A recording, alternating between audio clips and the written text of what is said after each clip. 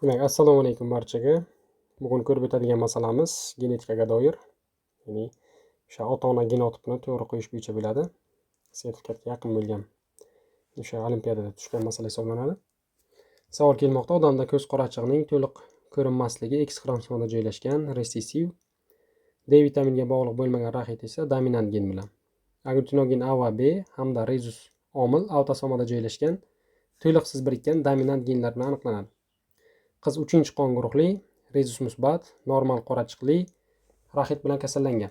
Uning otasi 1-qon guruhli, rezus musbat, normal qorachiqli raxit bo'yicha sog'lom. Onasi 4-qon guruhli, rezus manfiy raxit bilan kasallangan, ko'z qorachig'i to'liq ko'rinmaydi. Yigit 1-qon guruhli, rezus manfiy raxit bilan kasallangan, ko'z qorachig'i to'liq ko'rinmaydi. Agar qiz va yigit resessiv alleli har qanday genotipda 1-qon guruh namoyon qiladigan, dominant alleli esa qon guruhiga ta'sir qilmaydigan ingibitor geni bo'yicha heterozigota bo'lsalar, ota-onalarning har ikkalasini genotipini va necha xil gametda hosil qilishini aniqlang. Demak, bu yerda qaysi gen qanaqa belgini yuzaga chiqarishligi berilgan. Demak, buni o'zimiz ham yozib oldik. X da joylashgan kichik h, demak, ko'z qorachig'i yaxshi ko'rinmasligi. X katta h normal, ya'ni sog'lom. Xo'p, X katta D demak, bu raxit kasalligi, ya'ni X ga birikkan. X kichik deb bo'ladigan bo'lsa sog'. Demak, katta E da rezus musbat, kichik E da rezus manfiy. Katta F demak bu neytral, kichik F ingibitor bo'ladi va bu kichik F lar kelganda, ya'ni kichik F gamma holatda kelganda qanaqa A bo'ladimi, B bo'ladimi, baribir 1-qon guruhini yuzaga chiqaradi. Shunga ko'ra bizda qiz va yigitning genotipi aytilmoqda va shulardan hosil bo'ladigan gametalarni topishimiz kerak ekan. Xo'p, ana endi bu yerda asosan o'sha qizning genotipi qiz aytilmoqdaki 3-qon guruhli bo'lsin, rezus musbat, normal qorachiqli raxit bilan kasallangan. Demak, 3-qon guruhli bo'lishligi uchun demak B ni qo'ydik. 3-qon guruhli bo'lishligi kerak. Va yana ingibitor bo'yicha heterozigotali degan narsa bor. Demak, bu F da belgilangan. Ikkalasi ham. Shuning uchun buni hetero qilib oldik mana boshida. Demak, qiz 3-qon guruhli, demak mana hetero bo'lmoqda. Xo'p, undan keyin rezus musbat bo'lsin mana. Rezus musbat bor. Xo'p, keyin ko'z qorachig'i normal ko'radigan, ya'ni normal bo'lishligi kerak va bu raxit bo'lishligi kerak. Endi shuni ham boshqacha shaklda yozishimiz mumkin. Ya'ni mana bu B ni yonidagi sherigi B0 yoki BB bo'lishi mumkin, yoki katta Y rezus musbat gamma bo'lishi mumkin, hetero bo'lishi mumkin, yoki keyingisi ko'z qorachig'i normal gamma bo'lishi mumkin yoki hetero. Raxit ham xuddi shunday. Demak, nega bu ko'rinishda yozib olganmiz? Bu demak o'sha qizning ota-onasi bilan bog'liq.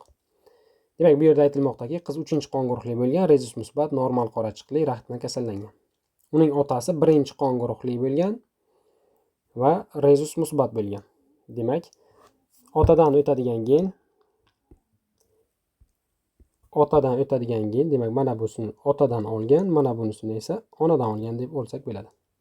Otadan demak 1-qon guruhni olibdi va rezus musbatligini olibdi.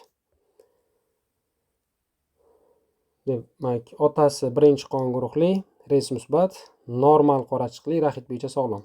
Demak, normal qorachiqli deyilmoqda. Shuning uchun demak katta H kelmoqda mana. Katta H kelmoqda va raxit bo'yicha sog'lom bo'lishligi kerak. Raxit bo'yicha sog'lom.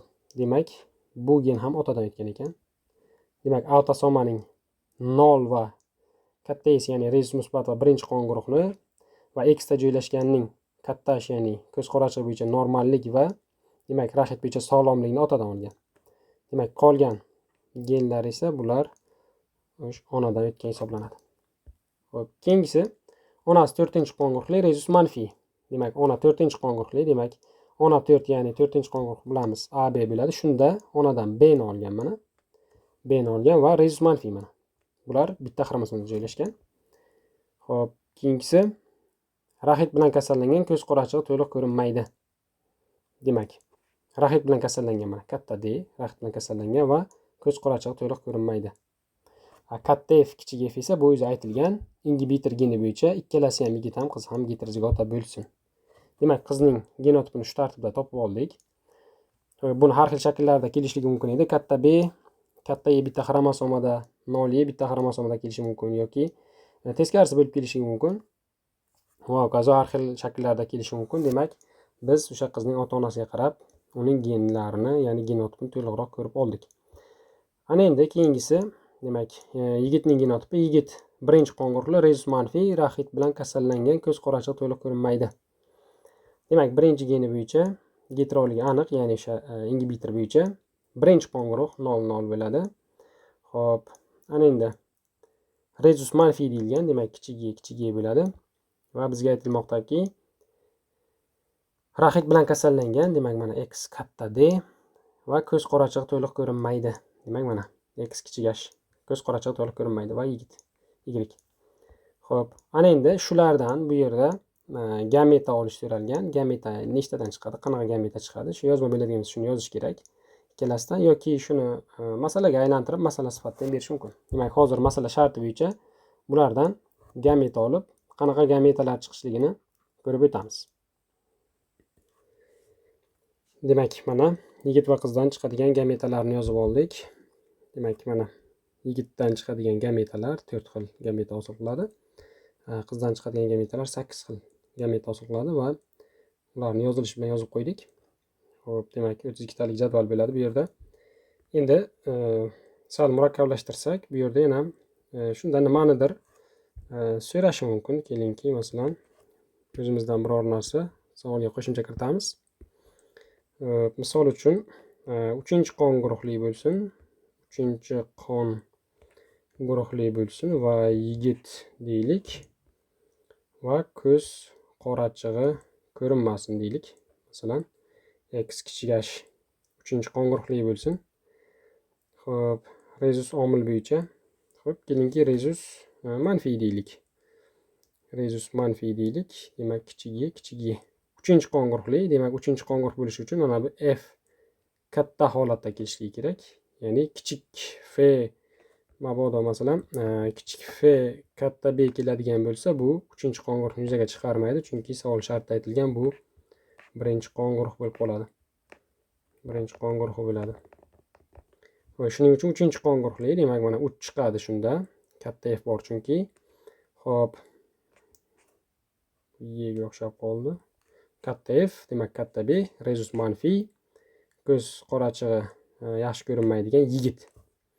Xo'p, shunaqa genotipni qidiradigan bo'lsak, shunday genotip bizda bormi? Xo'sh, bu qatordan chiqmaydi yigitlardan, chunki katta h bor, mana bundan ham chiqmaydi, bunisidan ham chiqmaydi, bunisidan ham chiqmaydi. Xo'p, chiqadigani. Xo'p, katta F, katta B kelmoqda, kichik Y, kichik h. Demak, mana shu genotipimiz to'g'ri kelar ekan. Keyingisini ko'rib o'tamiz. Katta F, demak kichik h. Xo'p, biz raxit bo'yicha gapirmadik, shuning uchun unga e'tibor qaratmaymiz. Ya'ni raxit bo'yicha kasal bo'lsa ham, sog'lom bo'lsa ham mayli. Demak, bizda 3-chi qon guruh bo'lsin, rezus manfiy bo'lsin. Xo'p, va yigit genotipi dedik. Demak, mana bunisini ham olamiz. Raxit haqida gapirmadik, shuning uchun olamiz unisini ham. Keyingisi katta B 0 Y kelmoqda. X D H. Demak, bunisi ham bo'lar ekan.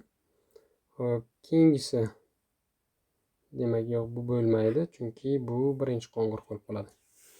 Xo'p, 3 ta bo'ldi, yana ko'rib o'tamiz. Keyingi qatorda B Y kichik h katta D, demak D ning ahamiyati yo'q, olamiz. 4 ta bo'lmoqda. Keyingisi 0 xo'sh, kichik h. B bormi bu yerda? Yo'q, bu birinchi qon guruh ekan, B yo'q. Keyingisi demak B bo'ladi. Kichik Y, demak x kichik h. Demak, buni ham olsak bo'lar ekan. Keyingisi 0. Yo'q, bu 0 demak bu birinchi qon guruhiga chiqib qoladi. Mana bu yerda ana buni olmaymiz dedik. Bunisini olmaymiz, shuning uchun mana bu genotip ham to'g'ri kelmaydi, chunki kichik f bilan kelib qolar ekan. 4 ta organizm chiqmoqda, adashmasam. Shunday o'zimizcha endi genotip qo'ydik, so'ralsa mabodo deb. Yana bir bor tekshirib o'tsak, katta F, demak B0, 3-chi qon guruhga to'g'ri, kichik Y to'g'ri, kichik h. Demak, D ning ahamiyati yo'q. Keyingisida ham katta F, 0, 0. Xo'sh, bu 0 0 bo'lib qolar ekan. Ana bu genotipimiz ham xato ekan. Chunki bizda B0 bo'lishligi kerak. Xo'p, B0 bo'lishligi kerak. Keyingi genotip F kichik f, demak kichik e, katta B, kichik h. Demak bo'ladi bu. Xo'p, ana endi pastdagi qatordan o'sha katta F kichik f, katta B 0, kichik e, kichik h. To'g'ri. Demak, bu birinchi qo'ng'iroq, keyingisi kichik f'lar bilan kelgani uchun bu ham birinchi qo'ng'iroq va oxirgisi ham birinchi qo'ng'iroq ekan. Demak, bizda chiqadigan organizmlar bu 3 ta bo'lib qoldi. Demak, 1 2 3. Demak, 32 talik jadval edi. Misol uchun foizda so'ralishi mumkin yoki son so'ralsa, demak 3 ta deymiz yoki foizda so'ralsa 32si 100% qilsak 3 tasi qancha deb hisoblasak bo'ladi. Demak, bu 9,375% ni tashkil qilar ekan. Endi savolda masalan shu narsa so'ralsa deb ishladik yoki boshqa narsa so'ralishi mumkin. Asosiysi genetikada ota-ona genotipini to'g'ri yozib qo'yib va genetika taglari ichidan o'sha so'ralgan organizmlarni demak to'g'ri topib olish masala shartida diqqat bilan o'qib, demak chalkashmaslik. Masalan, oxirida berilgan kichik f'lar kelsa, bu faqat birinchi qo'ng'iroqni yuzaga chiqaradi, ya'ni B kelsa ham, 0 kelsa ham. Demak, shu yerda ham ushbu jarayon kuzatildi. Masalan, mana bunda kichik f kelmoqda va B0 genotip kelmoqda. Bu 3-chi qo'ng'iroq bo'lishi kerak, lekin kichik f'lar kelgani uchun bu birinchi qo'ng'iroq bo'lib qoladi. Xo'p, demak mana shu masala edi. Sizda yana qanaqadir fikrlar bo'lsa, bemalol kommentda yozib qoldirishingiz mumkin. Xo'p, yana Telegram kanalimizga ham a'zo bo'lib, bu yerda ham masala va variantlarni ishlab ko'rishingiz mumkin. Demak, Telegram kanali uchun havola qoldirmay, o'sha yerdan bemalol Telegram kanalimizga o'tishingiz mumkin. Shu bilan bu videomiz tahlili tugadi. Yana qaysi mavzularda shunaqa video tahlil yoki qaysi mavzu masalalarda video tahlil bo'lishini xohlasangiz, kommentlarda yozib qoldirishingiz mumkin. Sog' bo'ling, salomat bo'ling.